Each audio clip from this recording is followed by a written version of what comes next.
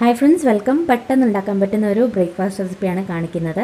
അപ്പോൾ ഇതിനായിട്ട് 1 കപ്പ് റവ വേണം. വറുത്ത റവയോ വറുക്കാത്ത റവയോ ഏത് വേണമെങ്കിലും ഉപയോഗിക്കാവുന്നതാണ്. ഇത് നമുക്കൊരു മിക്സർ ജാറിലേക്ക് മാറ്റാം. ഇനി ഇതിലേക്ക് ഇതൊന്ന് സോഫ്റ്റ് ആക്കി കിട്ടാൻ വേണ്ടി ചോറാണ് ചേർക്കുന്നത്. ഒരു 1/4 കപ്പോളം ചോറ് ചേർക്കുന്നുണ്ട്. ചോറ് ഇല്ലാന്നുണ്ടെങ്കിൽ ആവിൽ ചേർത്താലും മതിയാവും. ഇനി നമുക്കിതോടെ തൈര് ചേർക്കാം. 1/2 കപ്പ് തൈരും കൂടി ചേർക്കുന്നുണ്ട്. അധികം പുളിയില്ലാത്ത തൈരാണ്.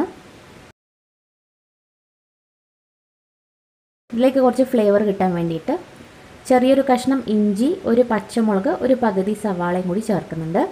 ചെറുതായിട്ടൊന്ന് കട്ട് ചെയ്തെടുത്തതിന് ശേഷം ചേർക്കാം. അപ്പോൾ നന്നായിട്ട് തന്നെ ഒന്ന് അരഞ്ഞു കിട്ടും. ഇനി ഇതിലോട്ട് 1 കപ്പ് വെള്ളം കൂടി ഒഴിച്ചു കൊടുക്കാം. ഇനി ഇതെല്ലാം കൂടിയിട്ട് നല്ലപോലെ ഒന്ന് അരച്ചെടുക്കണം. അപ്പോൾ പറ്റാവുന്നത്രയും നല്ല ഫൈൻ പേസ്റ്റ് ആക്കാൻ അരച്ചെടുക്കാം. അപ്പോൾ നമ്മൾ ഈ മാവ് അരച്ചെടുത്തിട്ടുണ്ട്. ഇനി ഇതൊരു ബൗളിലേക്ക് മാറ്റാം.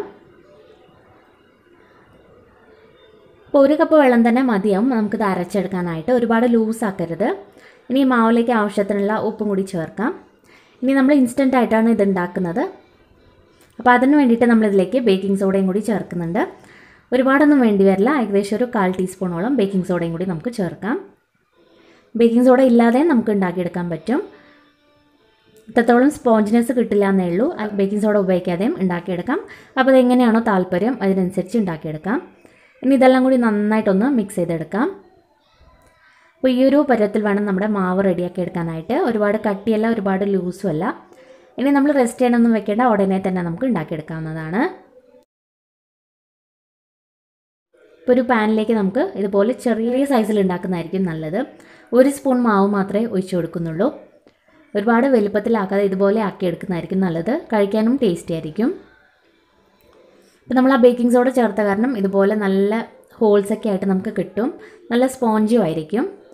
അപ്പോൾ അത് വേണ്ടാത്തവർക്ക് ഒഴിവാക്കാം. ഇതിൻ്റെ മുകളിലായിട്ട് കുറച്ച് ഓയിലും കൂടി ഒഴിച്ചു കൊടുക്കുന്നുണ്ട്. അപ്പോൾ ഒരു സൈഡ് വെന്തതിന് ശേഷം മറിച്ചിട്ട് കൊടുക്കാം. ഇപ്പോൾ 2 സൈഡും നന്നായിട്ട് തന്നെ ഒന്ന് കുക്ക് ചെയ്തെടുക്കാം. ഇപ്പോൾ വലിയ ദോശ തവയൊക്കെ ആണെങ്കിൽ നമുക്കൊരു 4 എണ്ണം വരെ ഒറ്റ ട്രിപ്പിൽ തന്നെ ചുട്ടെടുക്കാൻ പറ്റും. ഇപ്പോൾ 2 സൈഡും നല്ലപോലെ തന്നെ കുക്കായതിനു ശേഷം നമുക്കിത് എടുക്കാവുന്നതാണ്. ഇപ്പോൾ കണ്ടില്ലേ, ഇതുപോലെ നമുക്ക് കിട്ടും. നല്ല സ്പോഞ്ചുമാണ്, അതുപോലെ നല്ല സോഫ്റ്റുമാണിത്. കഴിക്കാനും ടേസ്റ്റിയാണ്.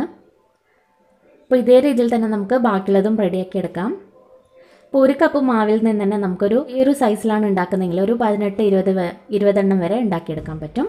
അപ്പോൾ നമ്മൾ എടുക്കുന്ന സ്പൂണിൻ്റെ അളവനുസരിച്ചിരിക്കും.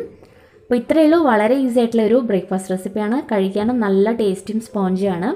അപ്പോൾ ഇതിൽ പ്രത്യേകിച്ച് കറിയൊന്നും വേണ്ടി വരില്ല. ഇങ്ങനെ തന്നെ കഴിക്കാം. കറിയുടെ കൂടെയും കഴിക്കാൻ പറ്റും. അപ്പോൾ ഈ ഒരു റെസിപ്പി എന്തായാലും ഒന്ന് ട്രൈ ചെയ്തിട്ട് നിങ്ങളുടെ അഭിപ്രായങ്ങളൊക്കെ അറിയിക്കണം.